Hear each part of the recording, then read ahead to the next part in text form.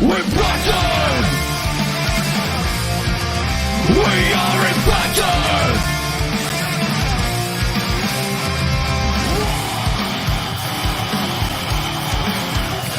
Impacted! We're ready to get up! We want to win! Light the fire of power that make us free! We never break down! We want to win! We are impacted! The best team!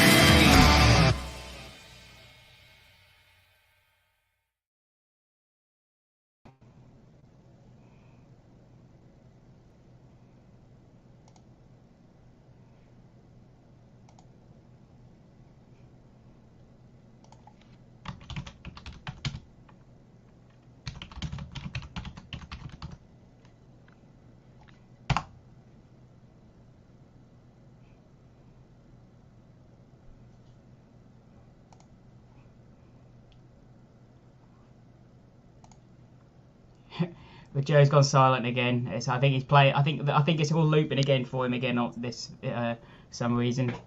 Are you good with us, Joe? I think it's loop. The same thing's happening. I think it's looping for you twice, mate. Are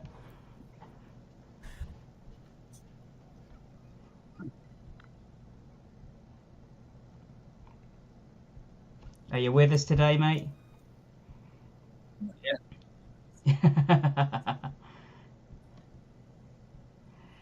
I'll take a lot longer than it's bloody supposed to, but oh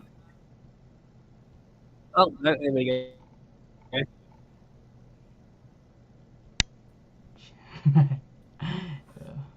Yeah, we'll say we've got a few in with us today. Okay, it's still playing in the background, but I'll carry on. So, hello and welcome back to TNI-UK Impacted, episode 145.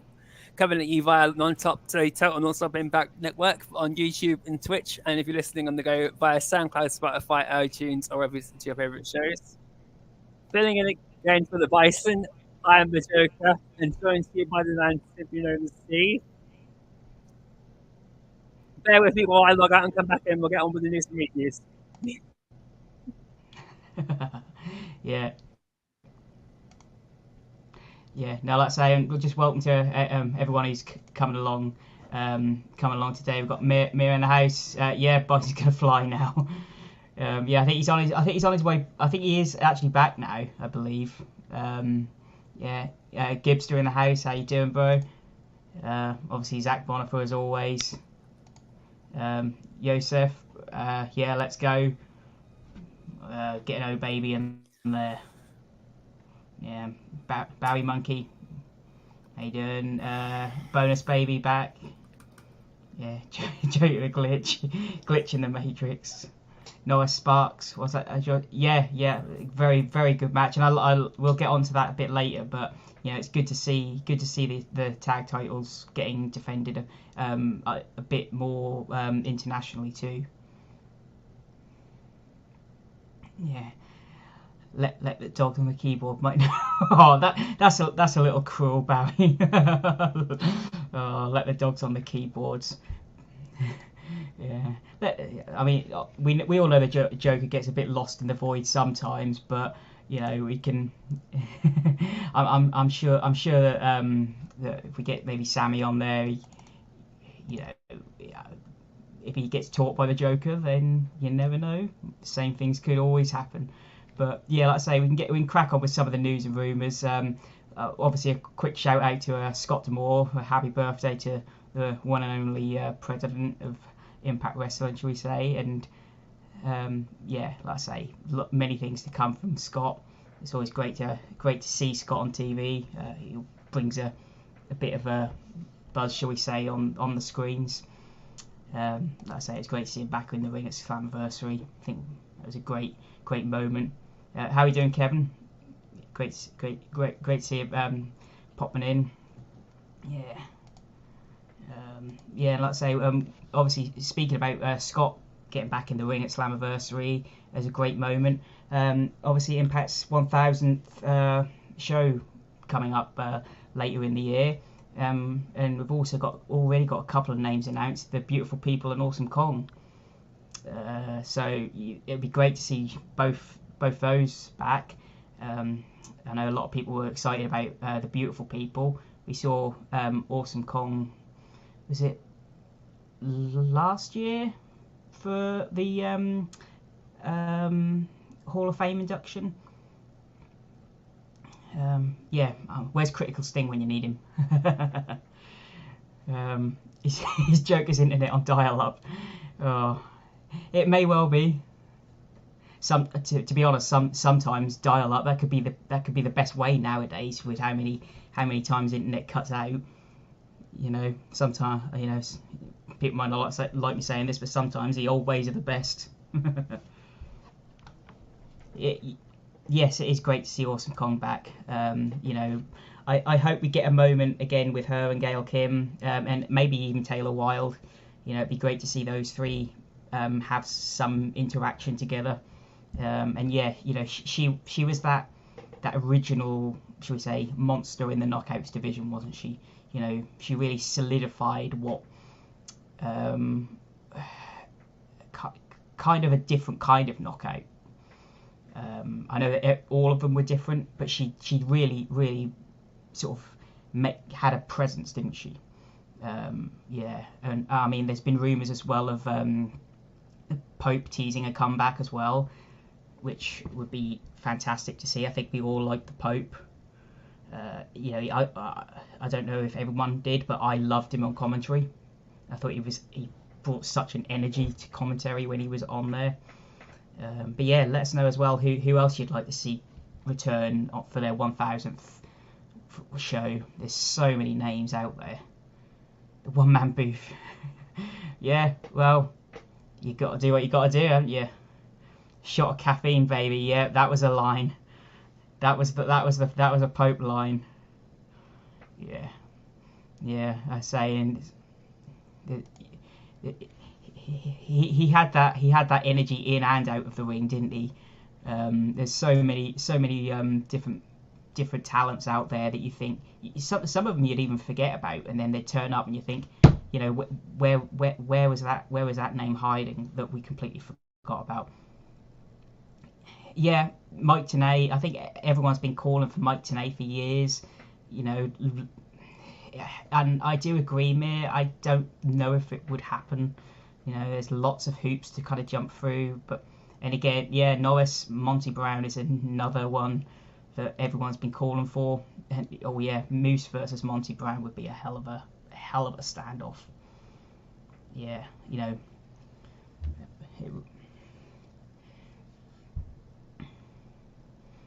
but again, so many names, and I think it's a bit different from the anniversary show where you wanted names that took it back to their original growth, where it came from, where it was born. I think you can have names from all across the board now, rather than ones that actually built the company. You could have names from across their inception, really, and it would still work, because this is one of those where you kind of need names from the start all the way up to where they are, because those names are what have helped get them to this point.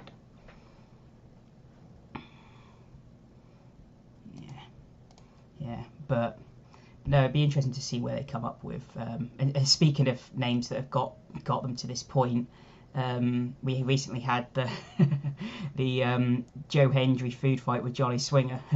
I mean, Swinger's had a couple of runs in the company. I mean, his first one back with Simon Diamond back in the NWA TNA days, and then you look at what he's doing now, and it's completely night and day. But this was quite a hilarious food fight. You couldn't get two more sort of opposing characters. I mean, Swinger's just basically having a laugh, but Hendry is that serious character who knows how to play along. So it was a good chemistry they had together. Yeah, Simon, I couldn't. Yeah, Cornette is, how can I put it? I wrote this on Twitter recently. He's one of those characters who makes some good points at times, but doesn't know where to draw the line. And other times he makes points and you're like, you're just so out of touch, you're best not opening your mouth. And yeah, Gibbs to like Samoa Joe, it would be great to see him back. It just depends what AEW would want to do, really, because at the end of the day, sadly they hold the cards. I mean, I don't think back at Slammiversary any of us expected AJ Styles to show up, and the fact that they managed to get a video package from him, I think, was amazing. Yeah, I don't know. EC3 is an interesting one because while we all want to see him, I don't think he's ever going to go back to the days of where he was when he was in TNA. I think he's kind of long gone from that, and I feel like he's kind of in that like control your narrative bubble now, that it's going to be difficult for him to kind of find a new set of life now, other than what he's doing with that character.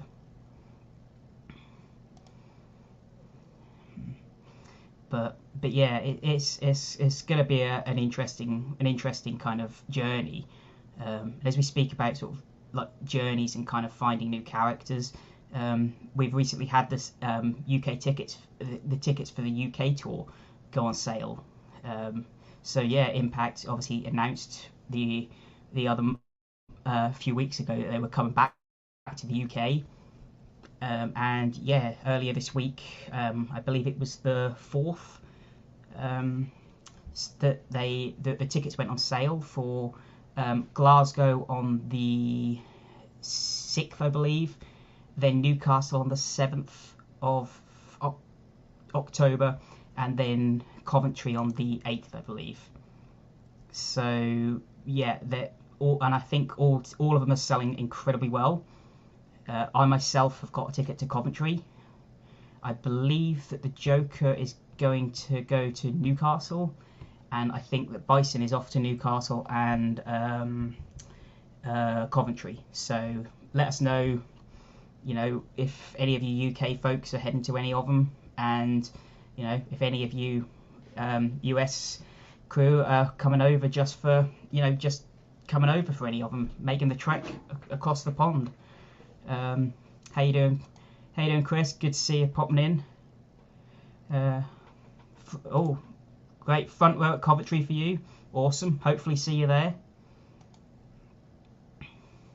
Yeah, like I say, I'm looking forward to seeing how it all goes. Obviously, we've heard some rumblings about the ticket prices, but I really hope that doesn't deter from people going, and I really hope that they do sell it out and do really make it something special, so that they can return in future, because like I say, it's been a long while. I want to say getting on 10-11 years since they've come over from the Maximum Impact tours that they used to do. Like I say, and we've already had multiple names like Tommy Dreamer, Gail Kim, Frankie Kazarian, Joe Hendry, I think. What I'm trying to think what they're called now. The Most Professional Wrestling Gods announced.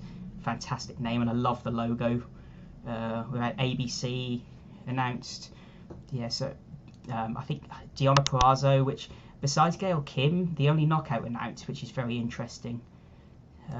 And for Glasgow they've had Grado announced, which, being perfectly honest, I can take or leave Grado. So yeah, the fact he's in Glasgow and I'm going to Coventry doesn't personally bother me, but yeah, Joe and Grado will be a tag match. Yeah, I can see that. Now you've mentioned that. Yep. Yeah, I can definitely see that. That'll be recorded on us. Any news on if it's being recorded or on a special? I would personally imagine it would be recorded as like a special, like what we saw with the Down Under tour. That's what I would imagine it would be like. Yeah, so I should imagine that we'll get something along the lines of it being recorded, like what we got with the Australian Down Under tour, personally. But they haven't officially announced anything yet. How big is the venue in Coventry? I'm not 100% sure. What's wrong with Grado or Odog? Well, nothing wrong with him personally. It's just one of those where, again, character-wise, he's got bundles of character and personality. It's just one of those where when he gets into the ring, everything he does makes me feel, well, I could then be a wrestler. You know, there's nothing that says you've got bundles of wrestling. It's just everything that he seems to do makes me feel like he's not trying to be a wrestler. He's just trying to be kind of without being mean. He's just trying to act stupid. That's my way of putting it. Yeah. So, like I say, I would rather someone have the ability to wrestle while playing a good character. But to me, Grado doesn't get the balance right. Yeah. Oh, I think we've got the Joker back. Oh, are you with us now, mate? Hey, he's come out of the void. Should. Yeah, we were just talking about the we were just talking about the UK tour, but yeah, to answer some of your questions, and I think these technical questions would still occur if the Bison was him here, so stick that. And no, I'm not on Donut Connection. Anyhow, the UK tour, yeah, I'm looking forward to that. Although, I won't be going to Newcastle, sadly, due to other issues. It's just most likely not happening. But listening to what you're saying about Grado, I enjoyed what he did in Impact Wrestling. I thought he was a good comedy act. He did that perfectly, but you couldn't take him seriously as a wrestler. But I think that was also a downfall because he is. You watch him on the UK. Some of the stuff he was in the UK is really, really good, even as a comedy act. But you just went, but because he's in the US, it was sort of played over the top. You're not meant to take him seriously. The stuff he did with Joe Hendry and Kat was good when Joe Hendry first came there. Yeah, again, it's a balancing act. I think if you have too much of it, it becomes irritating. If you get too less of it, or if you have too less of it, you think, okay, what's going on? Like, I always remember a moment at BFG, I think, when they had the Battle Royale, the Gauntlet for the Gold, and his music played. He turned up, came down, and then instantly got thrown out, and then started dancing back up the ring. And you're like, that's a good way to kind of book it. He comes out, sort of starts dancing, gets the crowd going, then gets eliminated, and then starts dancing again up the ring, and everyone's sort of still dancing along with him. You sort of think, okay, he comes out, gets his good 5 minutes, and then that's kind of a nice way to kind of get him going. Kind of where is if it kind of had 10 minutes of kind of in the ring doing all that, it kind of would have felt like it would have dragged on a bit. Yeah. But again, it's all about balancing, I think. Yeah. But no, like I say, the sales are going really well, as we were saying. So yeah, I'm kind of intrigued as to sort of see how it all portrays, and again, as we often hear from Bill, it portrays differently to when you're there as to when you're on the telly. Watching on the screen. When we went to Wrestle Carnival last year, the whole point of actually the feeling of being in a live audience rather than watching anything on television, it's just so much different. I know a lot of guys who've been to events in the US in the chat, and that will certainly know, the difference between watching it on TV or on the internet, if in the case of independent wrestling, and then actually being in the audience and taking in the atmosphere. And the roars of the crowd is a hell of a lot louder than it comes across on any digital audio. It's just amazing. It's an amazing experience. Yeah, and I mean we've got what 1, 2, 3, 4, 5, 6. We've got about like 10 names announced. I mean, while Gail Kim's on there, I can't really see her getting in the ring.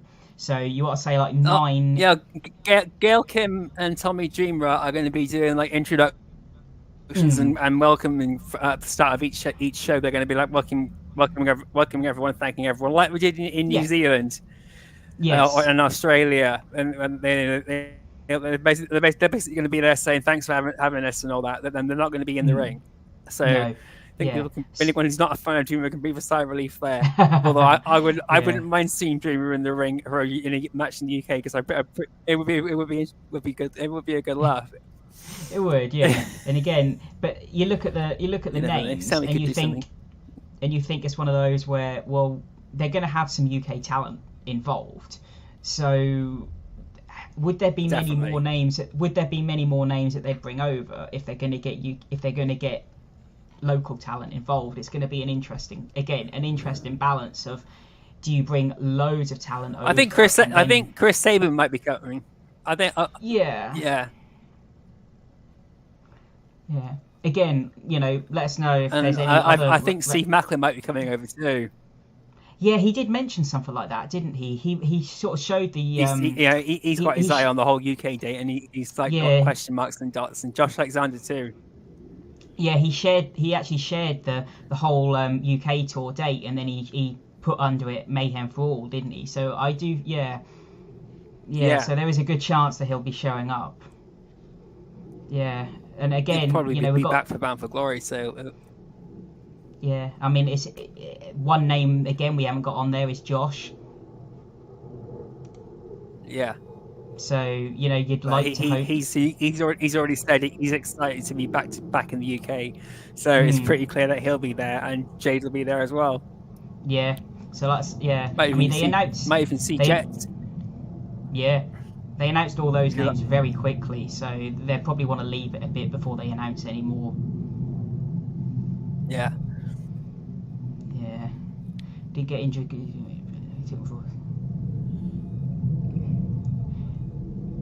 Yeah. Again, like I say, but he did play it well. Yeah. I think it's just a balance of how he was portrayed as well around others. To be honest. And they did used to sell out 10,000 arenas in the UK, when the 2010s to kind of 2014s happened, they just weren't interested, sadly, in going back to the UK. That was a big sort of fault, really. Yeah. They went to Manchester in 2018. That was a part of a WrestleCon. It wasn't a standalone event, really. Yeah. But they did some work with World of Sport Wrestling, so they had Joe Hendry on then, I think, he was at the event as well. So but some of the matches they had, like Sami Callihan versus Jimmy Havoc in a barbed wire baseball bat match, that was incredible. And LAX Santana and Ortiz versus the Rock and Roll Express. Where else would you have seen that match? That was incredible. Yeah. We have like I say, Bill with us. I was going to say, speaking of getting sort of front row opinions, I'm back. We got some front row opinions from the one How you doing? Front row Bill.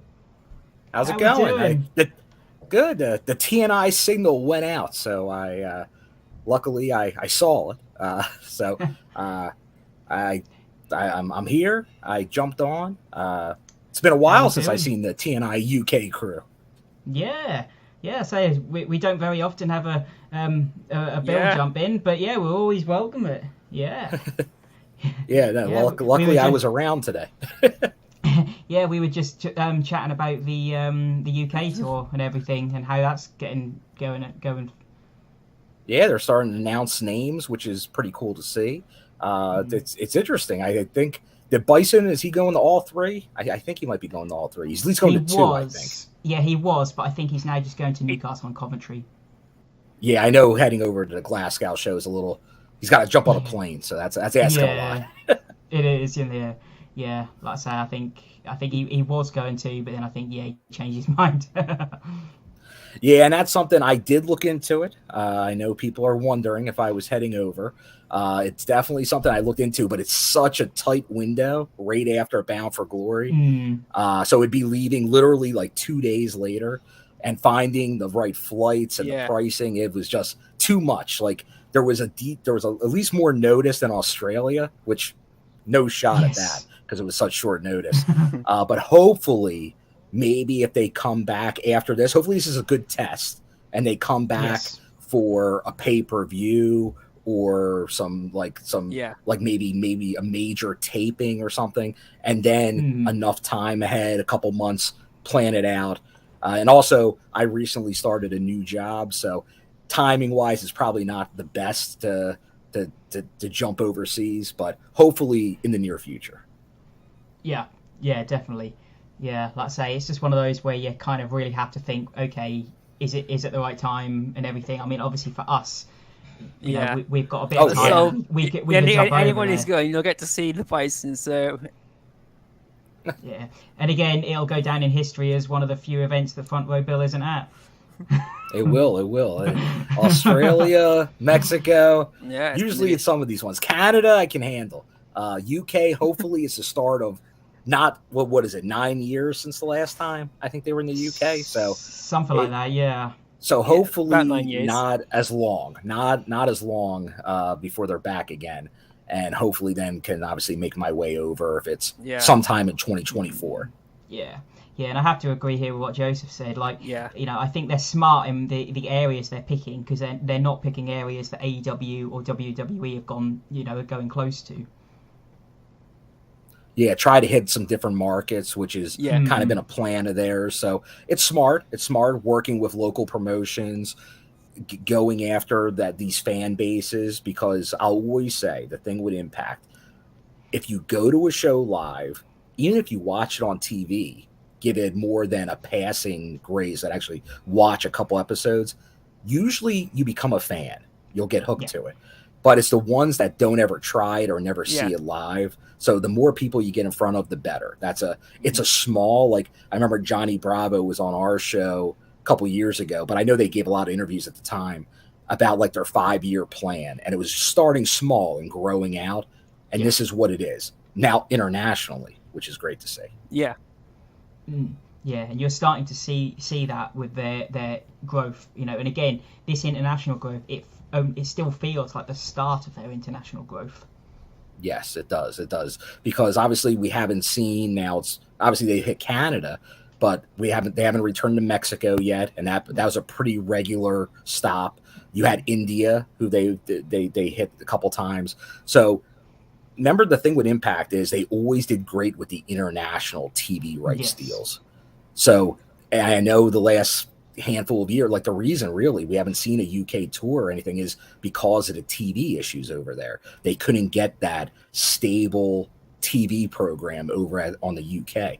So I know now they have some different methods there is some different television angles out there with what the zone and things like that. But I know, and you guys can speak better to me, I think they still need to get on like a free network over there, like where they air like the old Challenge TV. Yes. They need something like that again to really, but hopefully this gets the people demanding it, calling their local cable providers and saying, we need access TV locally, or we need to get Impact Wrestling somehow on our TVs. So hopefully by next year, that's the case. And then you do a big pay-per-view TV. And who knows, maybe get a big one. Maybe get a Slammiversary or a Bound for Glory next year. That should be the goal. Definitely, yeah. Because you see a lot of, sadly over here, you see a lot of sports events on these high-paid channels. But those paid channels, they're not free access. They're on like these paid-for channels, which not everyone has access to. So and honestly, that's been the same issue in the States, honestly, for a handful of years, because Access TV, like I had to usually upgrade the old cable package to get Access TV. So that's kind of been like, so that's still a domestic thing they need to deal with as well, is getting it on more TVs. Obviously, the YouTube has helped because now with that YouTube Premium, you can get on around the world. and at a pretty low price. So if you're an Impact, but once again, that's for the people that are already fans. You're not getting the casual or a new fan in that method.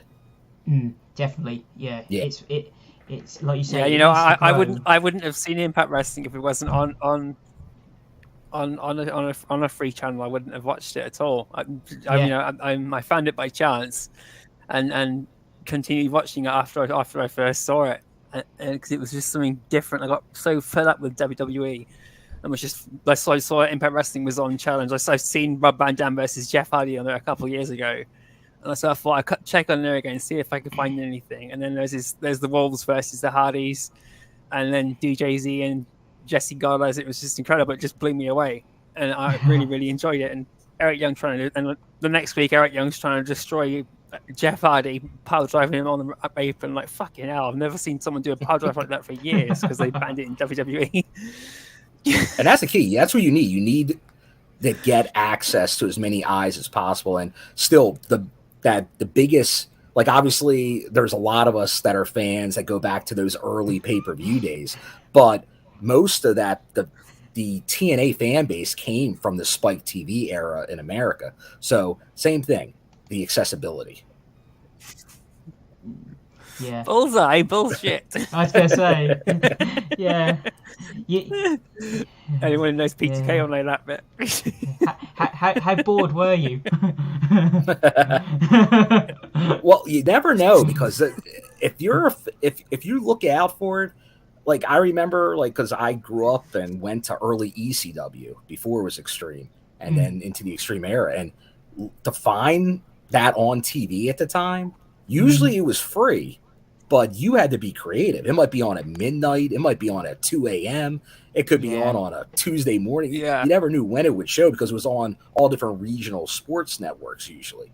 And that's the way, like, WOW, Women of Wrestling, it's on like different CW affiliates in the States. So it gets a lot of eyes by doing that. And maybe that is a method at some point. It'd be great, though, to have a network, obviously, access, which they own, just in more homes. Now, easier said than done. They are on TV. That's as we see other wrestling companies, it's a struggle to even get on TV. But if they can, obviously, that should be the goal. Just get it internationally on in many homes as possible. Yeah. And again, like Simon says, it's quite sad, but it is also quite funny seeing people say that they want to watch Impact, but they can't, even though Impact Plus and YouTube are there as an option. You know. Well, they should say they want to watch it for free. That's what they're saying. They want to watch it for free. Yeah. It's like, I'll watch it if it's free. Yeah, exactly. True. Yeah. But then you don't pay that much for Impact Insiders or YouTube Insiders. You know, that is pretty cheap. It is pretty inexpensive. Like I said, if you're a fan, it's an easy decision because you get the monthly live specials for the slightly more expensive package. But in the States, it's 99 cents for just a TV show, and $5, $4.99 for that includes the monthlies. Yeah.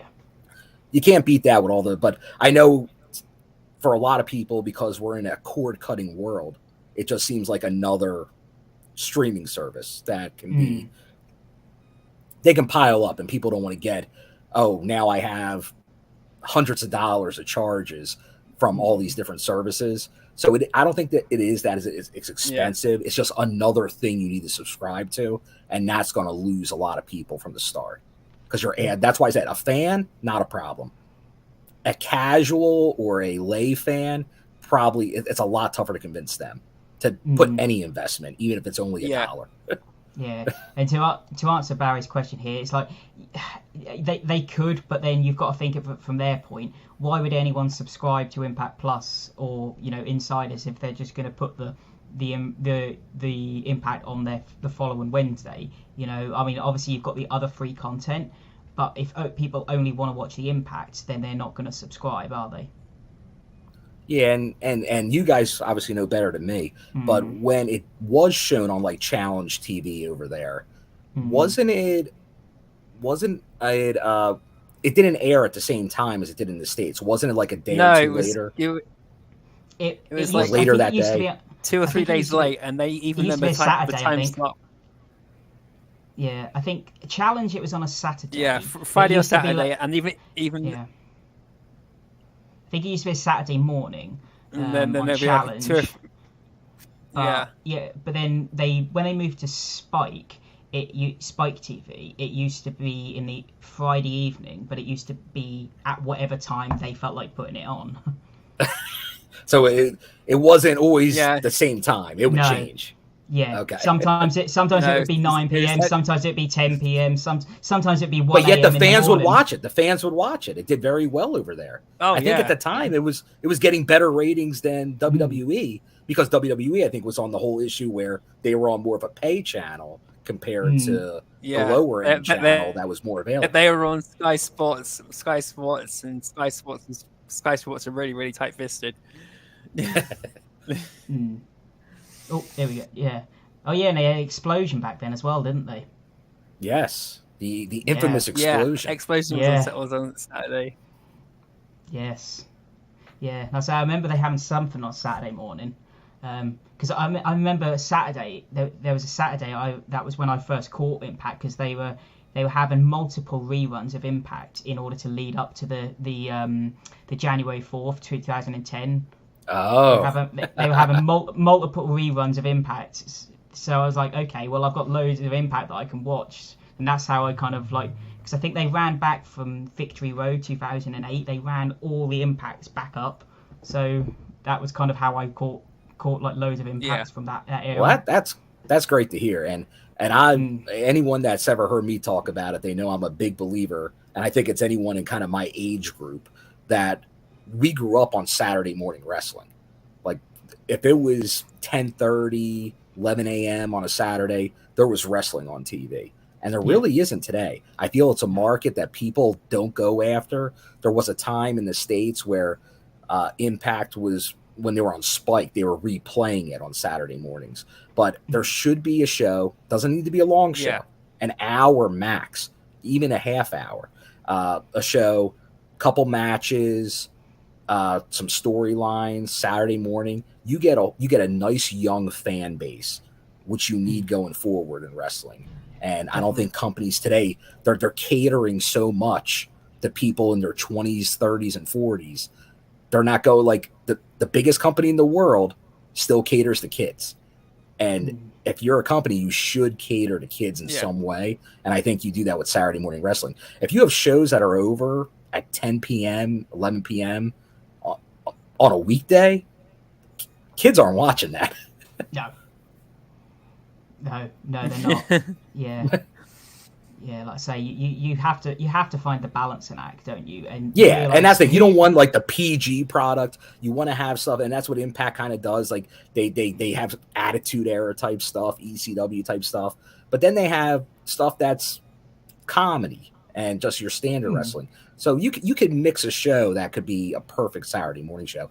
We've always talked about maybe the Knockout show, have a Knockouts related shortened show with because it's a good roster, a nice size roster. You could easily do a 30-minute hour show just featuring knockouts every week.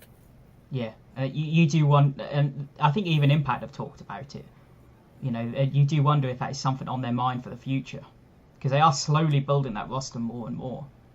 Yeah, it seems like, and they do a great job compared. Like I know it made the rounds in like the last week or two. People are counting the time.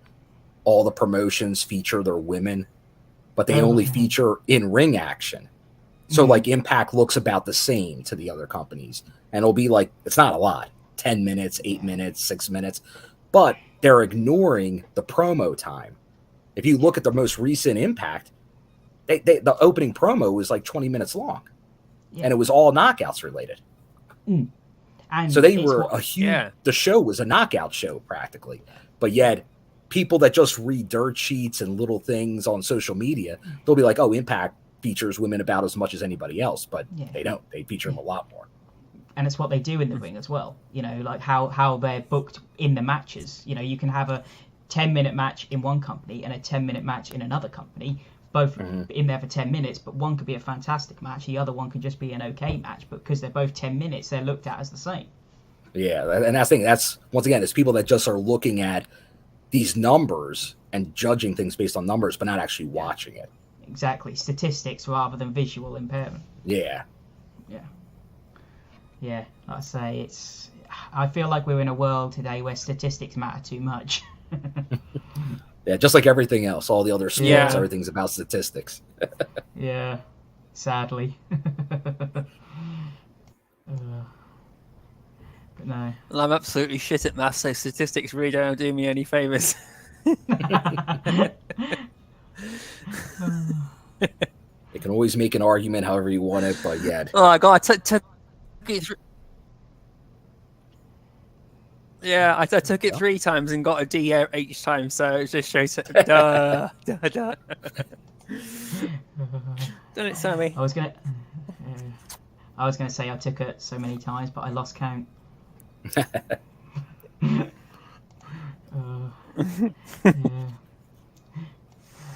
No, I say no. I was gonna say what was next on our list, but no. We then got the Multiverse United matches. Oh yeah.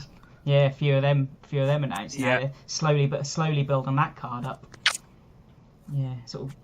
I'm just gonna try and is it Doku versus Sami Callihan? Yes. I think it's. You might know better. Yeah, I than don't know us, if Phil. it's Yeah. Dooku or Yeah. Dookie. I don't want to mispronounce it because honestly, a lot of the New Japan names over the last couple years are newer names that I'm familiar with. Like I was really into New Japan like 10 years ago, so I knew the roster very well. But there's been so much change in that roster the last, especially with the Strong brand. It's tough to keep track, honestly. But yeah, Sami Callihan obviously has a match. Yeah. It seems like there is some history back when there was like a tag league match. So that's interesting. And I know we haven't got the match official yet, but I know it sounds like Diana is gonna. Someone mentioned Stardom. It sounds like somebody from Stardom is gonna face Diana, maybe Julia, but not confirmed. Yeah, she's called out someone from Stardom and someone from New Japan as well. So I think we might. Who we get is. I'd love to see Mercedes Moné in that match. I mean, that would be great. That'd be great to see. If she, I don't know what her current health status is because it seems like she's still injured, but I don't know when she's supposed to come back. Yeah. Hopefully sooner. Yeah. No, it'd be like, especially because she was backstage for the Slammiversary area. You know, you wonder what conversations were had. I'll tell you, it would be nice for it to go the other way because it feels like every time an Impact talent while working for Impact shows up somewhere else, there's talks and then eventually they wind up at these other companies. It'd be nice for that to happen at Impact and then, hey, they actually showed up for a one-off. Yeah, definitely. Yeah, it would be a nice change, and you wonder if anyone would say anything about it because it's happening for Impact.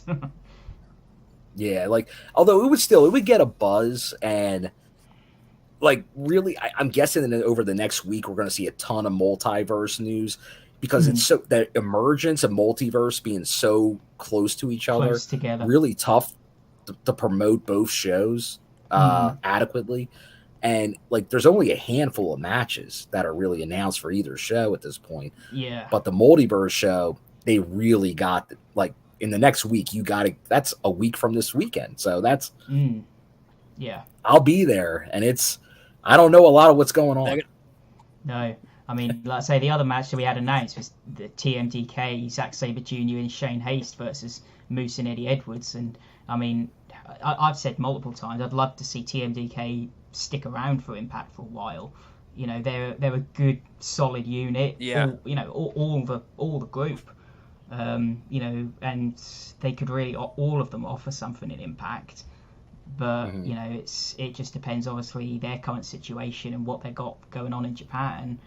Obviously, we know the history that Moose and Eddie Edwards have, so it's going to be interesting seeing them team together. CNA. Yeah. No, and obviously we saw with Bad Dude Tito the last go around. So seeing it with Zack Sabre is going to be interesting.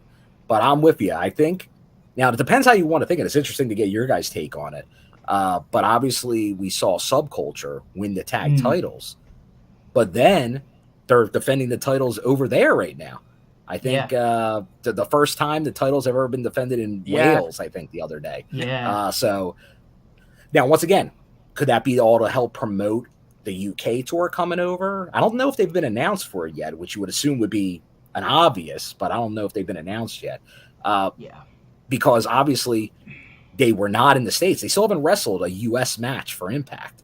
So I'm a little worried about the visa situation. If there's an issue that they can't compete in the States, because you saw the beginning of the tag title #1 contender tournament. But once again, I think more international teams, if they can even use them for a set of tapings, would definitely be welcomed. That they're at the Multiverse. I think the whole thing, we got to look at the Multiverse. It's going into Emergence. We know Sonata is going to be at Emergence. So hopefully a number of these talents can be at both shows, since it's pretty close together. The benefit of them being close together. Yeah. But no, what you said about Subculture, it's interesting. You say we got that with the last Multiverse. That's how. Yeah, and they did put out that they'd with the last Multiverse, because she just stuck around. Yeah, but no, they did say that they'd like to defend the titles internationally. So it's kind of interesting that they said that, and that you did say maybe there's something about their visa situation. So yeah, that is a possibility that they're going to defend them all across the board, because maybe they can't get into the US possibly. Yeah, because we know obviously Emergence will be in Canada again, and they've worked all Canada taping, so that's no issues there. But then I don't know what the rest of the year, at least there's no other advertised Canadian shows. So they're only in the US the rest of the year, it seems, other than the UK tour. So something's going to need to be resolved there. Either if it is a visa issue, it needs to be resolved, or you'll see them not keep the titles. So one way or the other, they'll have to resolve it. Yeah. I mean, it is great the fact that they're saying, well, we'll go and defend them internationally. The fact that the Impact titles get, shown off across the world. And that's one big. Positive. That's big. Yeah. Because I'll always give a ton of credit to Drew Galloway when he was champion. He really traveled the globe with that title and made it very big. So having that again with somebody, especially as you're doing more international touring, that's huge. Because you want to get in these other markets, have your world champion there, have your tag champion showing up. That can pay off dramatically over time. Yeah, definitely. Yeah, you it's okay saying I'm going to be someone who defends this belt, but if you're someone who defends it globally, you really take it to that next level, don't you? Yeah, you do. And it's something where, especially if, depending on how you're touring, but obviously compared to a couple of years ago, Impact's touring, obviously, a ton across the United States, a lot in Canada, now UK, Australia.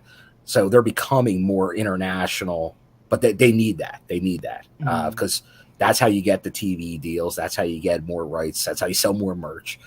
So it's definitely a smart business mindset, but it also obviously we're in year 21 now, to have this company just keep on going, well surpassing anybody's expectations on what they could do. They're going to have to just keep on going.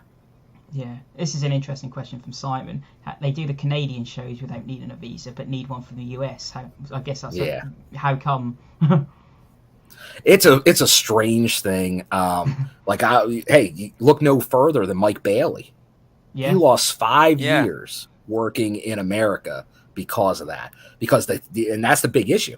If you don't have the proper paperwork and you work a show and get caught, that's a 5-year ban working in the States. And there's no give on that. So that once I saw, I'm like, oh, Canada, not the States. Canada, not the States. It's like, all right, that's usually a trend that there's a visa. Now, it might not even be for all of them. It might be for some of them, unknown. But to put titles on people with that, they have to have a plan. They have to have a plan, or thought it was going through. Like you always have Rockstar Spud, who they took care of the visa, and then he left. Yeah. Yeah. I mean, how long do visas last? Because obviously we've seen Mandrews in TNA before. We have seen them before, and I'm not going to act like I know. I think there are different lengths, but my guess it was so long since we saw him before. My guess it had to be renewed at some point, probably when he was working for WWE. I'm guessing, but yeah, and I know a lot of people are kind of Simon there is chiming in on it about the part of the British Empire, so it's easier to work there. Yeah, so I think it's more Canada as like an outlier as opposed to, I think it's just tough to work in a lot of these other countries, but I think probably the States are one of the toughest. Yeah, and that probably goes back to certain political administrations that are making things very difficult for people to come in. Yeah. It's just a quick question here. I guess observation bonus, baby. That's an interesting one as well. Like I say, Sonata isn't doing the multiverse, but he's doing Emergence. You know, that's kind of an interesting point, really. It is. Although I have a feeling he'll do the multiverse. It's just not announced yet. Because it makes too much sense. You still have, I would think, at least another 4 to 5 matches for multiverse not announced. Yeah. And you know this guy's going to be at a show the next week. So I got to imagine whatever he's doing at Multiverse will then build into what's happening at Emergence. Yeah. I think part of Multiverse will probably be a storyline show to build up Emergence as well. I mean, we don't. I'm trying to think. Did we see much storyline last year from Multiverse? Because it kind of feels like I'd have to look back. I think there was not a lot. I think there was like maybe 1 or 2 that played off on TV. I think maybe something with Kushida. I'd have to go back. Yeah, but like I say, you kind of hope that they do add a little bit in there, just to, because I mean I know a lot of people don't like to watch just standalone events. They like to watch it when it is story driven. So you'd like to think that they would add that little bit of story to draw in those fans that watch, for stories, not, because I know that we've had a few people comment saying, well, if it's just a standalone wrestling event, then it doesn't interest me. Yeah, there's some fans that are fine with the super show idea, where you're just going matches, but I'm with you. That only gets you so far. The reason, and that's great for like a local independent promotion if you just want to see matches, but even there, people want to see more storylines. Like you want to have an investment in it. Like you want to be able to know why I want to cheer for someone over someone else. And you got to have storylines to do that. And especially if you have storylines, that means you have longer partnerships. And obviously they've been working with New Japan a lot over the recent years, which is great. But you do want to kind of go back and be like I'm really looking forward to obviously Tanahashi and Shelley. Could they shock the world that night? I don't know. Oh, that'd be great. They're going to certainly make a match of the year candidate with those two facing off. Yeah, I mean they've done a lot of shocks this year, haven't they? So yeah. Where... I was shocked when Shelley won it. So if Tanahashi were to win it, that'd be equally shocking. But I'll tell you, it's going to be tough for me, even though I've been a Shelley fan for a long, long time. Tanahashi's one of the guys back when I was saying I was really into New Japan. He was right at the top of my list on my favorites over there. So it's going to be tough not to be rooting for him to kind of have some type of long-term legacy in the company. That'd be very cool to be like former Impact champion Tanahashi. Yeah. Like I say, it's going to be an interesting show, and you don't know as well. Like we could have anyone show up to kind of do it. Right now, you could have anybody. To the layers. That's the thing. No matter what's advertised, you figure still anybody's in play to show up, and then possibly then show up again at Emergence. Yeah, like I say, I mean, just on Impact. I mean, I don't keep up much with New Japan, but just on Impact, we've had some talents that have been out of the picture for a little while, like Macklin, PCO. They could just instantly show up. But again, New Japan, definitely. There's talents on there that could show up. Now it leaves a lot to the imagination. Yeah, I think I think PCO's time is up at Impact Wrestling now because he was due to finish around about the time he was written off. I think his time at Impact Wrestling's gone. They literally burnt him off screen. But Macklin They coming battery back, acid him. I wouldn't. Yeah, that was brutal. As we saw with EY, never say never. That's the never Impact. say You never. could always come back. You could always come back. Yeah. Well, it's that or they're waiting for Steve Macklin to return and then have him and PCO really, one final battle before Macklin goes to Josh Alexander and Shelley, which I'm really because I would love to see Macklin and PCO go one more time before we. Oh yeah, that was a crazy match. Yeah. Other we'll quickly move on because we've gone for an hour. Other bits of news: we got new shirts for Josh Alexander, Moose and Myers, Trinity, and Sammy Callahan on shopimpact.com. I've seen the Josh Alexander and Sammy Callahan and Moose and Myers shirts, and they're pretty interesting. And I think the Trinity one they're more putting over that they've still got Trinity shirts left more than anything else. I've not seen it. I've not had a look at what the designs or anything are from them. But that's all the news and that done, so we can get on to the recap of this week. Don't know if you want to take over, Steve. No, you go ahead, mate. If you got it. Okay. If the connection holds out and the laptop behaves this time, hopefully. Oh, don't know what I'm going to do. It's ridiculous. Anyhow, we go to BTI. We got Giselle. Oh, my voice is going now. We don't even not even started. My bloody voice is going. Giselle Shaw and Jay Vidal with Savannah Evans versus Heather Reckless. This was a really, really interesting match. I had no idea how short Heather Reckless was, and when you see us next to Giselle Shaw, it's like fucking hell. Has Giselle Shaw grown like 2 feet? It was an incredible match though. Giselle Shaw goes 1-on-1 with Impact newcomer Heather Reckless. Shaw delivers a series of clubbing blows in the corner, then whips Heather around by the hair. Heather takes Shaw off her feet with a head scissors takedown as she retreats to the outside.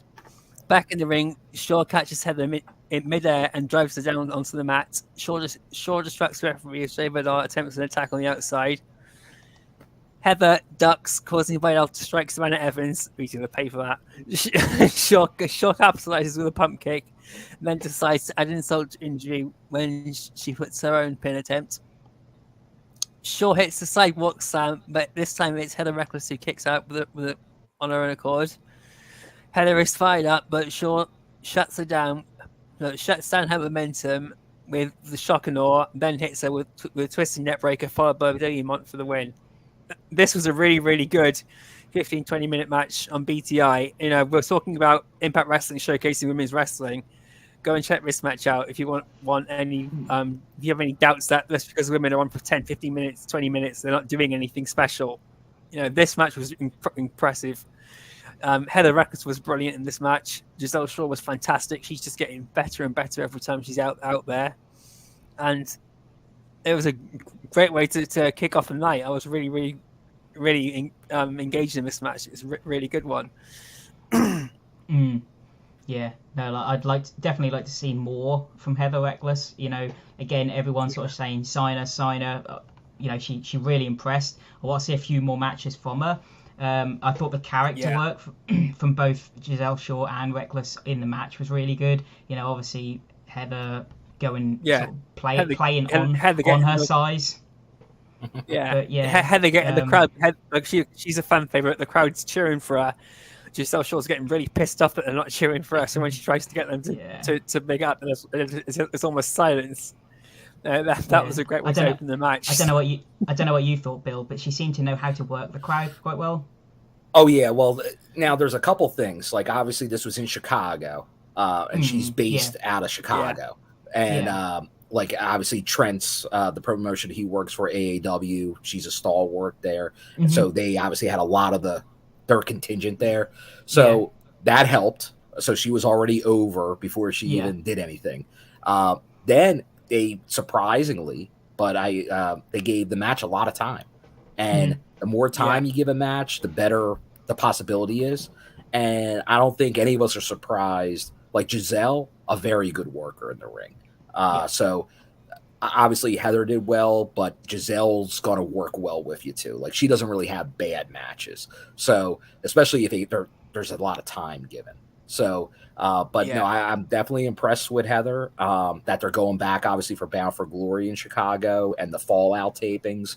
I think there's a very good chance we see her return for those Fallout tapings. So, as you just said, Steve, you want to see a couple matches. I think you'll get that opportunity because I can't imagine after this they don't bring her back to work another program in the next tapings. So then it's just beyond there.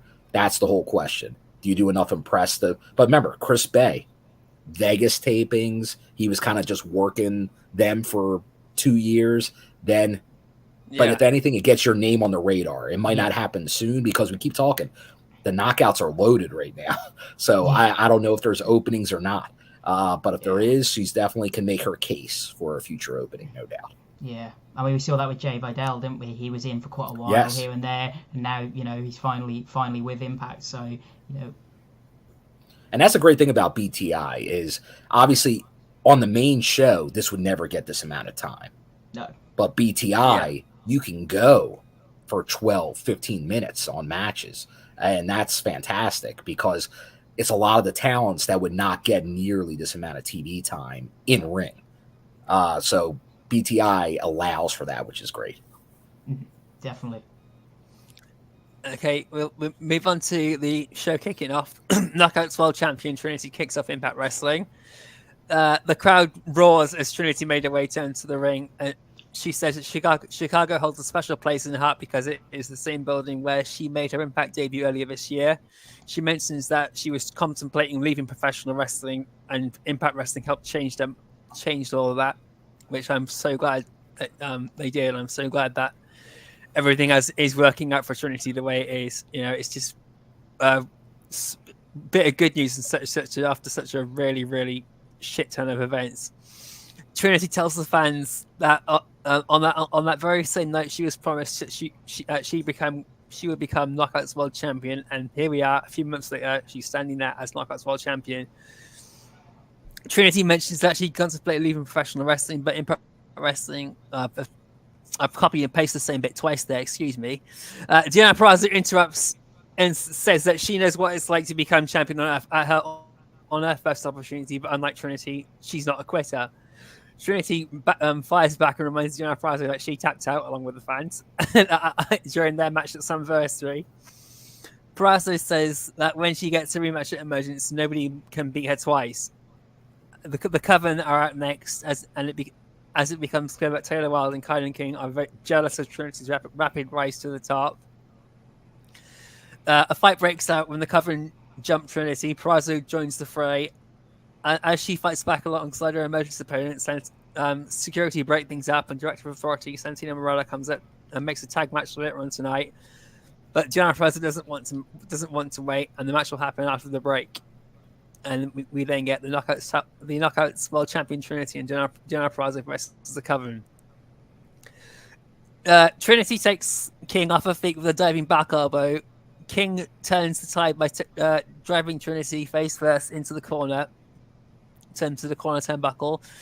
Trinity creates some separation with a double drop kick to both members of the Coven before pummeling Wilde with a series of fists in the corner. Purrazzo tags herself into the match, but Wilde makes her pay. Purrazzo fights off an attack from King, allowing her to make a tag to Trinity.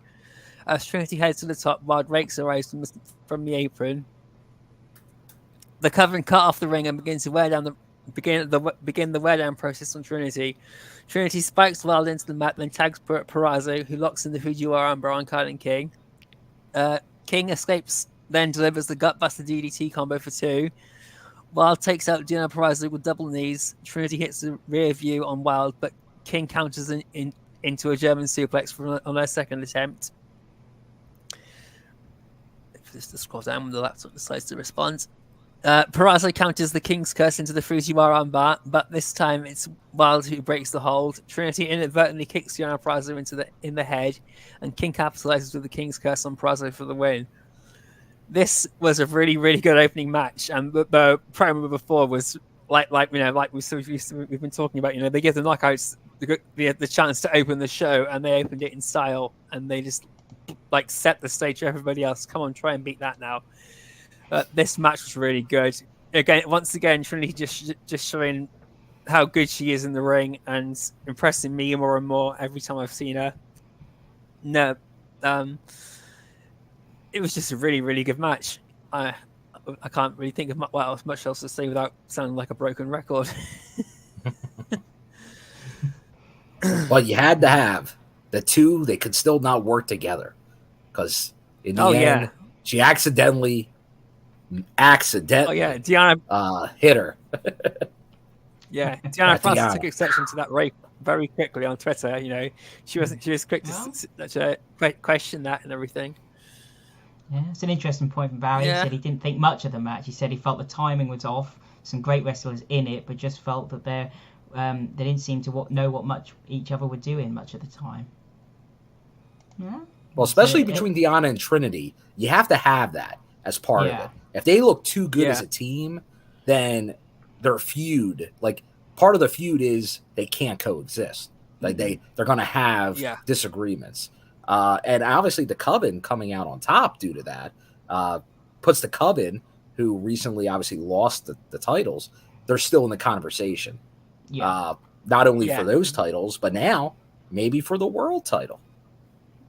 Yeah, and the Coven and Ross are still the Coven aren't focused fully on anything at the moment. They're so pissed off that they've lost the titles. They're not really focused. They're not really focused on working as a tandem as much as you'd expect them to. So if there's any lack of coordination between them two, it's just because Taylor Wilde is just so pissed off. Yeah, no, I thought it was good for what it was, but if it was almost too crisp, like if you wanted to give it star ratings and stuff, that's not what I'm looking for this match. Yeah. This is more of a storyline related match, but I think it served its purpose very well and was very entertaining. Yeah, I will say the more I see of Kylan King, the more she impresses me. Yes, she definitely. Yeah, like obviously she's got height, which we were just talking about in the previous BTI match. There's not a lot, even in the knockouts division. Like the height is something that stands out in women's wrestling. Yeah. So she stands out due to that, and like very imposing. Yes, yeah, but even I think that her character, I think Taylor Wilde is rubbing off on her as well. The more that she does promo-wise, she's sort of coming out of her shell as well. Her getting hooked up with Taylor was great. Like that, and that's why you need those veterans like Taylor Wilde, because look what she's doing because pretty much Kylan came in off the indies, and honestly, for not that long, really. But like she was starting to make a name for herself. But to come in and get character immediately by being connected with somebody else, that was a very astute move by, I assume, Gail Kim. Yeah, she just literally just clicked with Taylor Wilde, and the promos they started to give after they did all the tarot readings were just really, really entertaining. And Kylan King was getting like the last word in and just insulting anyone. I loved those promos so much. They just really brought out this side that you didn't expect to see from Kylan King, and it also cemented that Taylor Wilde is indeed the bad guy now as well, because we were still questioning, is Taylor Wilde really his heel, or is this just a change in character? And that really all came together with Kylan King rather than Taylor Wilde having to really do anything. Well, she started the whole thing with the annoying 52 card pickup, didn't she? Yeah.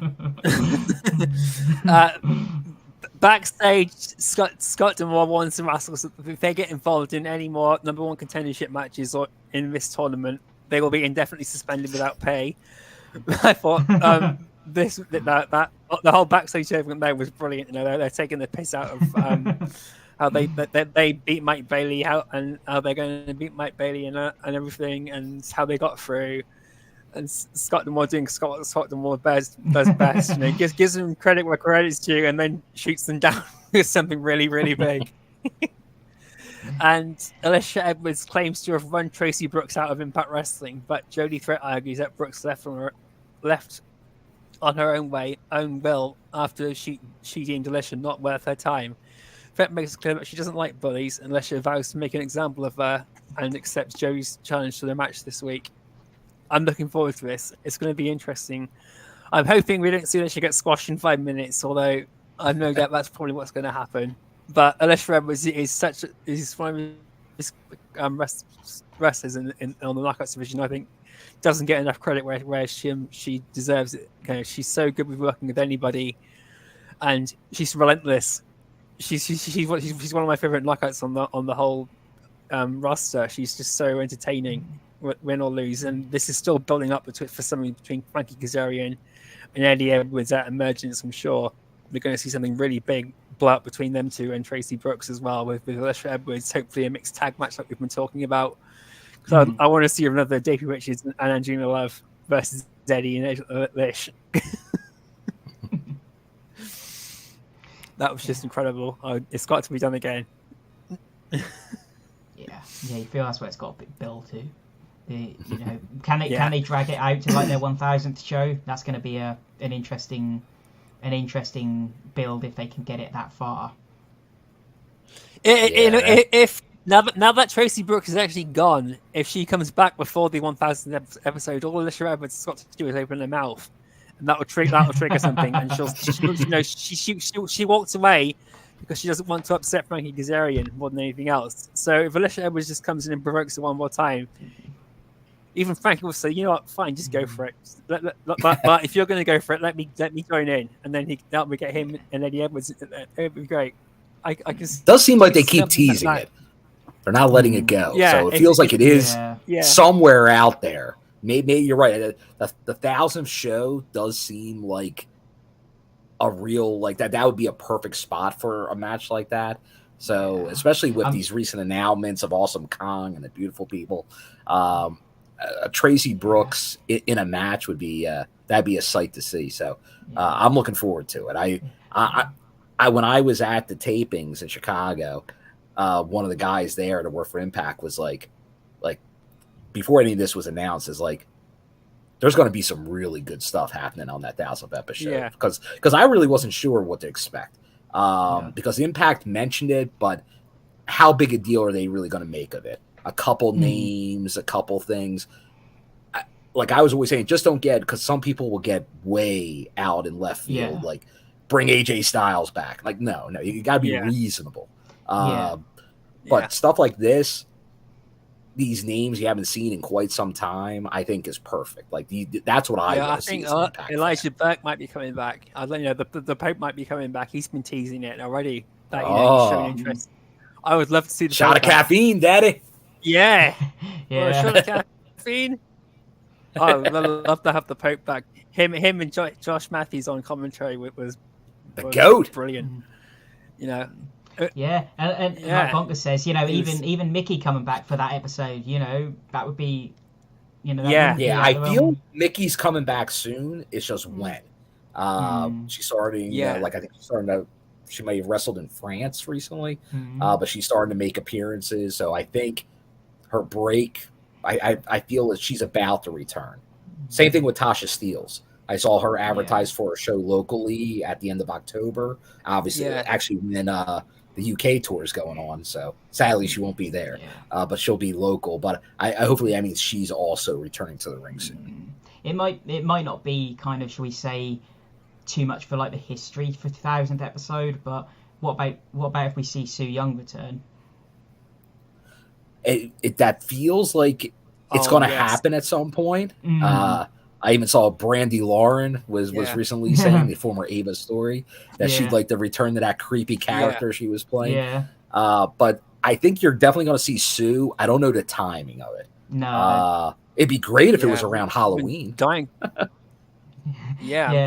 see Sue Young back for so long. I really do miss her. Miz just said, what if we see the previous Trinity come back and challenge Trinity? Oh, okay. We always forget that we used to have an original Trinity. I would say one of the original knockouts. Like she was fighting for the X Division title back then. Oh the original knockout. Yeah, but no, jump back into the ring. Go on. I was going to say, there's so many names out there. What were you saying? You know, and you forget about how many. You know, Yeah. you'll have names turn up that you sort of completely forgot about them. Matt Morgan's another one people are mentioning quite a lot as well. The Blueprint Matt Morgan. He's someone I'd like to DNA see. of TNA. Yeah. Yeah. It's just a shame Honor No More. Incredible. Just a shame Honor No More aren't around no more, because he kind of had a passing with them, didn't he? He did. He did have a brief passing with them. But no, there's a lot of good names. Back That's in the the one ring, good we thing got about Alan TNA. Angels versus So many. Heath. Yeah. It's just legendary. It's so underappreciated. Back in the room, we got Alan Angels versus Heath. Alan Angels is out for revenge after receiving a wake-up call from Heath about 2 weeks ago. Heath gains the early advantage with a hip toss, sending Alan Angels retreating to the outside. Angels drives the steel steps into Heath's knees. Angels delivers a chop block on the floor to gain control. Angels plants him with a DDT for 2. Heath avoids the top rope moonsault and catches Angels in midair with a big power slam. That was really, really impressive, that sequence. Heath puts Angels away with a wake-up call for the count of 3. Heath wins. So we've found out who the real rock star is, or do you think this is continuing on? But this match was incredible. You know, Heath's another guy that's been slept on way too long and underappreciated. This match, we got to see the new side of Iron Angels really shine through a lot more, and Heath was just like lived up to all expectation. People were thinking even I thought he'd probably lose this match just for the sake of story in that. But no, he carried on, and it was a really, really good solid match. Really, really worth checking out. Yeah, and I say hell of a Can never go wrong match. with Heath. No.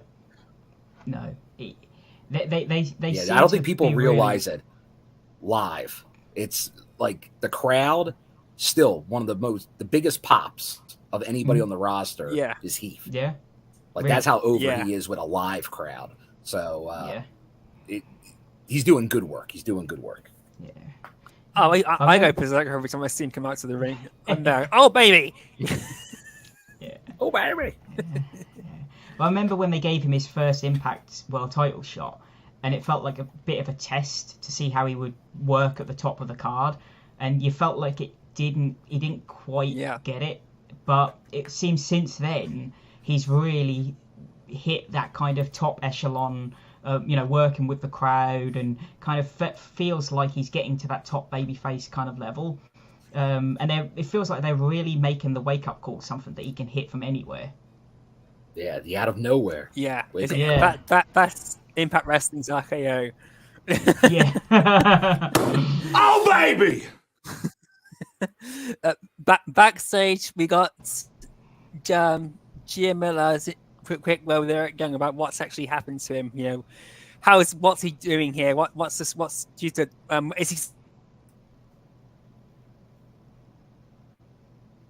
And all Eric Young has to say is, give it some time, and you'll see. You'll see at the end of the night.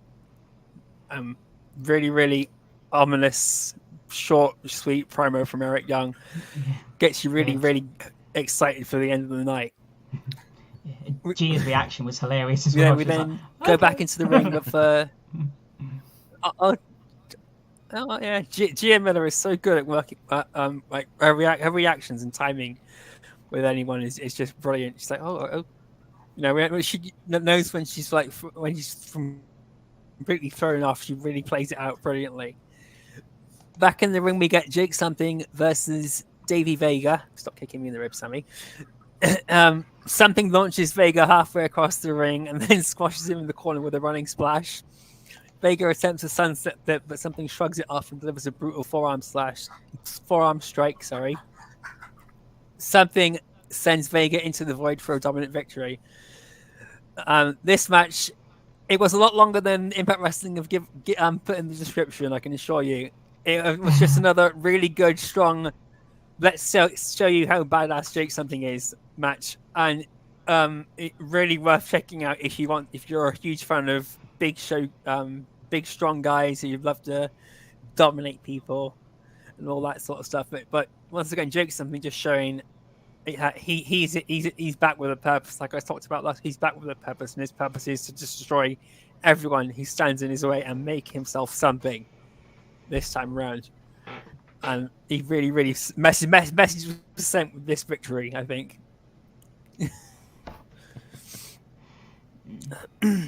Backstage, we get the confrontation. Leo Rush is once again confronted by Brian Myers, Bully Ray, and Moose. He tells them that he's chosen his side, but this alliance with them isn't going to last long. So take it or leave it. And type. Back in the ring, we get the match between Kenny King with Sheldon Jean versus Joe Hendry versus Yuya Uemura for the Digital Media Championship. It's every man for himself as Kenny King defends his digital media title against the two deserving challengers, Joe Hendry and Yuya Uemura. It's a bit of a mouthful, that. Kenny King immediately shoves Uemura into Hendry, creating separation between the two friends. King hits Hendry with a snap suplex out of the corner. Uemura lifts Hendry over the top rope to the floor, leaving him open for a running dropkick from Kenny King. Hendry blindsides King with a net breaker, which sees King simultaneously spike Uemura with a DDT. Uemura soars up a top rope, taking out both King and Hendry with a double crossbody. Uemura continues his attack with a bulldog to King, followed by a back suplex on Hendry. Hendry hits Uemura with a mid-air cutter, but Sheldon Jean drags him to the outside. King tries to steal a victory, but Uemura kicks out at 2. King sends Uemura crashing into Hendry, then puts Uemura away with the Royal Flush for the win. This match was another really good showcase by Uemura, by Joe Hendry, and by Kenny King. We expected Joe Hendry to be the bad guy in this match and really play, because he wasn't too pleased about how this match came about, even though he begrudgingly accepted that it should be a triple threat match, although it is his deserved rematch now gone. But Joe Hendry played it down the middle. He tried. He didn't go easy on Uemura, but he didn't get too aggressive with him either. Part of me was expecting him to just leave Uemura out to dry, but no, it was once again shenanigans on Kenny King's side that got the win, which I thought was good, because I couldn't see Joe Hendry to go full blown heel after some people were expecting. So the way this match played out, it played out as I thought it should do. If there was going to be a win, it would have to be from interference from Kenny King and Sheldon Jean. It would have to be something like that. Would have to be upset. But this match was a good one, a really good, decent match that went on for quite a while. So it's worth checking out as well, guys. Yeah, definitely. Yeah, even Barry Monkey's saying that this match was probably his favorite one of the entire night. It was a fantastic match. I'm gonna have to look back and watch again. Yeah, you got some nice story in here. Yeah, go on, we got Steve. Yeah, no, I was just gonna say you got some nice story in here, didn't you? Yeah. It still leaves the door open as what's actually going to happen with Joe Hendry and Uemura. Is Hendry going to now start distancing himself now because he's been, too friendly or too trusting in Uemura, and he sort of thinks that he's ruined his whole chance now at getting his title back? Or and I think the turn maybe from Joe is going to be a slow burner, isn't it? We've got the seeds planted, but it's gonna take a little while for it to fully go, isn't it? Yeah, it feels like it's going to be at a major show. He's going to turn heel. Yeah, but I think you're right. I think it's months away, probably. Yeah, I mean, I can't really see how or when it's going to happen right now, because there doesn't seem to be any puzzle pieces there to sort of say how or why he's going to turn heel, other than just what's happened right now. So it's going to be an interesting moment. Is he going to now tag with Yuya and they're going to consistently lose, or something that's going to really irk him? It's going to be an interesting way that they get him to that heel turn. Yeah. Is it who's going to get Joe Hendry to stop believing in Joe Hendry? Well, that's the thing. He could go, obviously. At some point, it's like, due to losing, the fans don't believe in him anymore. So then he turns on the fans. You don't got my back. Yeah. I don't have your back. Yeah, maybe it can be almost like they did something like that with Johnny Impact when he turned on the fans. You know, he was there. You know, and as soon as he became world champion, it was like, I don't need you guys. You know, I didn't need you to begin with. I didn't need you. That was one of the best heel turns ever that I've seen in recent years. And I can see Joe Hendry doing that, especially if he was to win the title back from Kenny King or beat Uemura for it, and if Uemura is the next social media champion, I can just see it happening. Then it's like you all played along with me. You didn't really believe that. You didn't really believe in Joe Hendry. You just played along. You can sort of play it down that way as well. You know, either way, it's a great way to just make himself look the bigger and still think he's in the right. Yeah, well, that's what true heels are. They're ones that have a kind of a good reason, a good reason for turning heel, but always believe that they're in the right.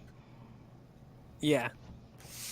Backstage, Uemura interviews Mike Bailey and Jonathan Gresham ahead of their match tonight against the Rascals for the #1 contendership in the tag team tournament.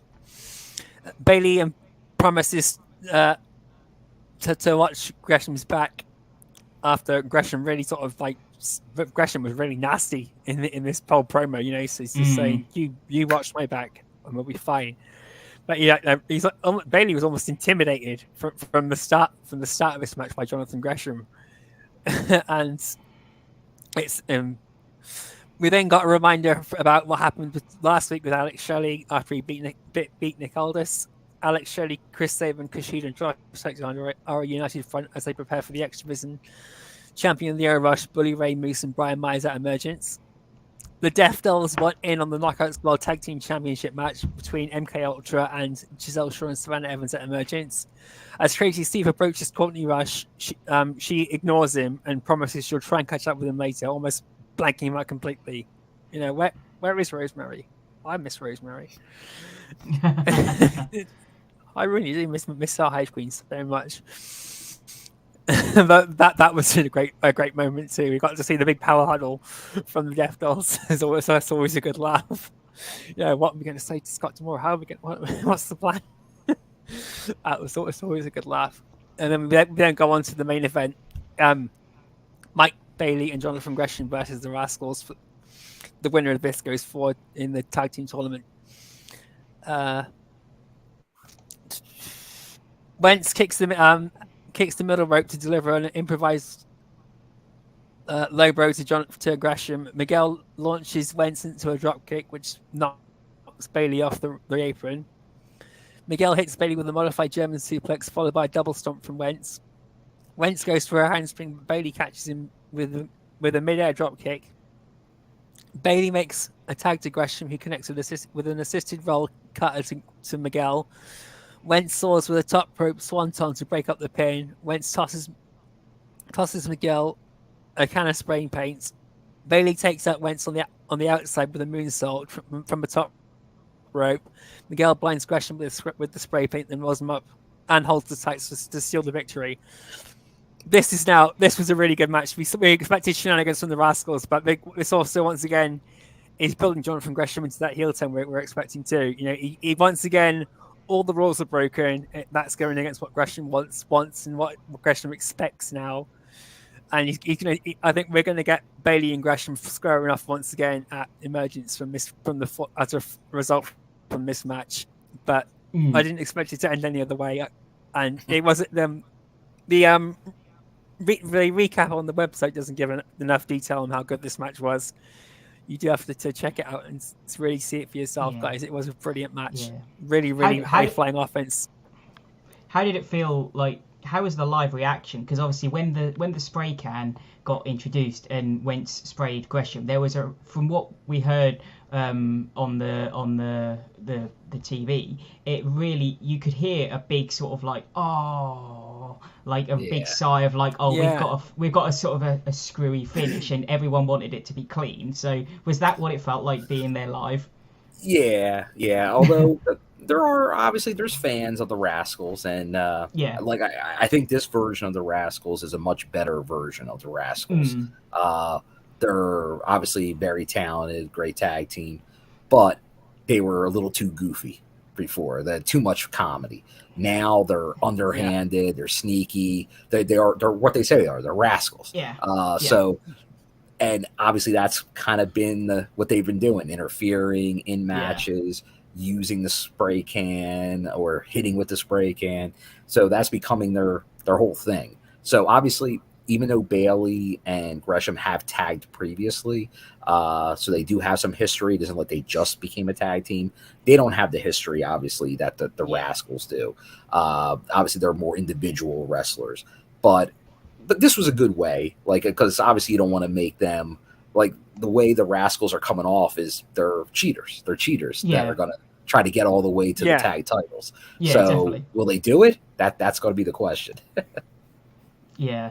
Yeah, no, I mean, at the end of the day, they're a heel tag team, like you say, and that's how they're gonna get there. You know, if you have a heel tag team that gets to the titles by winning cleanly, I mean, you know, you don't see that very often. So that's something you see from someone who's got no creative idea. No, but at the end, it would be different. It would be a heel tag team saying, "Well, we're better than you," but yeah.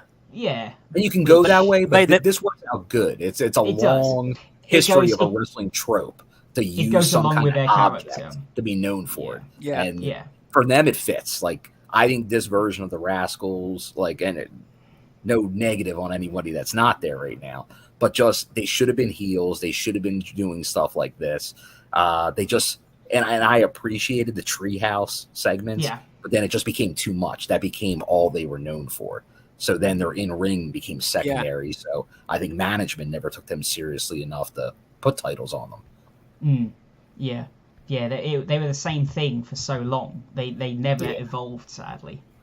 Yeah, like it was funny, it was good, but once again, that's what Johnny Swinger does to an excellent level. But that's why Johnny Swinger only gets that amount of time. You can only do so much of it. If you have a champion being like that, where does that get you? Not that Johnny Swinger shouldn't be world champion. I believe. That's what we were saying the other week.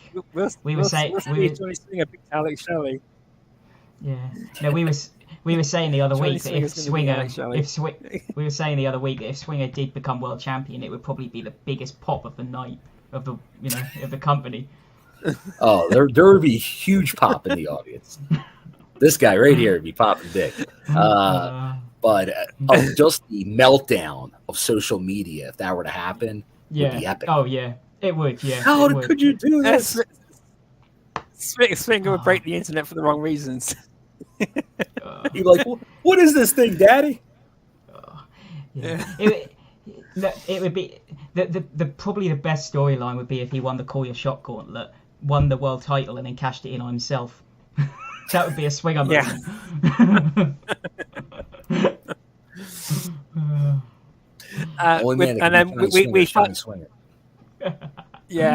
We then go on to the closing vignette of Eric Young showing what happened after, what actually happened between him and Dina. That this was a really good twist on everything, really. You know, Eric Young is just saying that Violent by Design was an idea. Eric Young is an idea, and people can die, but ideas live forever. And that was something that Eric Young, when Violent by Design started, Eric Young even said, like, very early on that the whole thing was an idea then, and he very, very rarely mentioned it being an idea as Violent by Design went on. But it was always something that stuck out to me as they progressed. That he said it again when they got Rhino in, and then he said it again once or twice after Rhino left, and then left it there. And so he always left it lingering, that Violent by Design, does Eric Young really believe in Violent by Design, or is he just carrying an idea? And then we got this whole thing with him and Dina, and it was really entertaining. And what we see from Eric Young next is anyone's guess. But I do know he is staying with Impact Wrestling up until Emergence, and then they're going to be in talks about where they go from there. So we might see Eric Young, and Eric Young believes there's a strong chance he's going to be staying with Impact Wrestling or coming back to Impact Wrestling later on in the year or early next year. So fingers crossed all works out there, and when Eric Young's ready to come back, we see him back, because I was so glad to see him back when he came back in Summerversary. And now he's actually justified how you bring someone back from the dead. We didn't need a Sinister Minister this time. Well, I would love to see James Mitchell and Eric Young do something together. That would have been interesting. It would. Yeah. Okay. Yeah, before we go on, and we need you guys to hit that subscribe button and share the show to help us up. Hit the subscribe. Hit there. Excuse me. Before we go on, we need to you guys to hit that subscribe button and share the show to help us go up the rankings. The digital media exclusive this week was Rich Swann versus Jason Hotch. This was a good match. I have seen it. I watched it yesterday. It's a good 15 minute match between Rich Swann and Jason Hotch. Once again, showing what Hotch can do inside the ring, which you're not currently seeing on Impact Wrestling as much as I'd hoped, which is a shame because Jason Hotch is absolutely incredible. We then have on BTI, we have Champagne Singh versus Kevin Knight. On Impact Wrestling, we have Bhupinder Gujjar versus Dirty Dango after Bhupinder Gujjar called him out over the weekend because of Dirty Dango's comments about him last week. Sami Callihan and Rich Swann versus ABC in the tag team tournament.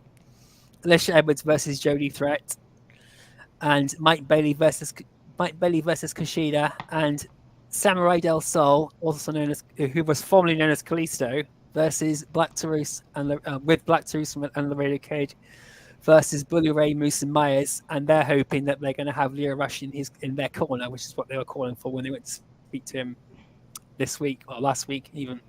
They want Leo Rush to be at their side and really see what he'll be missing out on if he doesn't stick with them. Basically, is what they've been trying to put across to him. But it's going to be great to see the Samurai Del Sol. You know, I was a huge fan of Kalisto in WWE, and I know he's had a matchup with Chris Sabin and Savings too, so that'll be a digital media exclusive. So I'm really looking forward to seeing what he can pull off, and him with another luchador with Laredo Kid and Black Taurus. Yeah. Oh my god, this match is going to be insane. It's going to be insane. Yeah. Yeah. And that's about all. We got there eventually, guys. But that's all we have time for this week. Don't forget to tune into the TNI-UK review, the TNI Impact review show tomorrow night, live on YouTube and Twitch directly after. I think Bill, will you be there, Bill? I'll be there. You'll be there. Yeah. I'll be there. J-Bone will probably be there. Alicia will probably be there. But yeah, so hey, if you want to get a start, get the review right after it airs here in the US, definitely join us. We'll have all kinds of shenanigans and go off the rails. That's what I do. That's what I do for the show. And then obviously follow it up, get the UK perspective, obviously. Same time next week with the lads, and I assume maybe the returning Bison. Yes, He should Bison be here will be next back. week. Yeah, and I'll jump on about keep 20 minutes later, so there's hopefully less clog-ups of the connection. Anyhow, please don't forget to head over to the TNI Patreon for exclusive content when you sign up. And of course, join our Discord where we pretty much talk about anything Impact Wrestling related, such as movies, sports, and other things like that. All of your TNI shows are available to you, listen on the go fans via SoundCloud, Spotify, iTunes, wherever you listen to your favorite shows. You can follow me on Twitter at JoekerSimplySteve. You can jump hashtag into the void, look for hashtag Daily Giggle, or if you fancy to take your taste with any sense of humour. But approach with an open mind, you just might keep your sanity. Although right now, I think my sanity is right at a rage's edge. where can we find you, Steve? You can find me over on the Twitter at Simply Steve 311 for anything Impact Wrestling related, or maybe TNI sometimes. Or head over to the Discord. Occasionally I pop up in there, link down below. So yeah, just over in those two places. How about yourself, Bill? If not at a show, that's usually the best place to be. But if not, I do sometimes tweet at my name, William M. Gardner. I am on the Discord, Mr. Impact Wrestling. So I'm trying to post a little bit more in there recently. And then obviously Thursday night, catch me with the Bone Man and the cast of characters usually. And definitely tune in. TNI, we talk Impact everywhere. So it was great seeing you guys. I guess the last time may have been your 1000th or 100th episode. I think that was the 100th episode. Was very possibly. Big party. So glad to see you guys again, and hopefully not too long before the next time. And as Barry's just said here for a laugh, you're not Bison. I thought you looked different as you had a suntan. Well, it's funny. Bison, I didn't see him, but he was literally like right up the road from me when he was in the States. Yeah. Like the town he was staying in, at least for part of his trip, is within 10 miles of where I live. Right. It just missed each other. Just missed each other because I was messaging him the one night he went to Philly for dinner, because I was actually going last Thursday before Impact aired in the US. I was seeing Mike Bailey wrestle before a baseball game. They brought a ring into like a baseball stadium, and they had wrestling on before with Mike Bailey. So I'm like, hey, if you're in the area, stop by. But he was somewhere else that night. But it's funny that he was very close. He did have a cheesesteak. I'll have to jump on again and get his real down and dirty, his Philly experience. See how I like that. Yeah, why not? And thanks. Please take the time to help us move up the rankings by giving us a thumbs up. If you're new to us and you like what you see, please consider hitting the subscribe button. And don't forget to give the bell a tickle, a squeeze, or a smash to never miss any of the TNI UK or US content from both the great teams. With that being said, I've been the Joker. He has been Simply Steve, and we've been joined by Ringside Bill. This has been episode 145 of Impacted. Take care, guys. I'll see you next week. We're Brighton! We are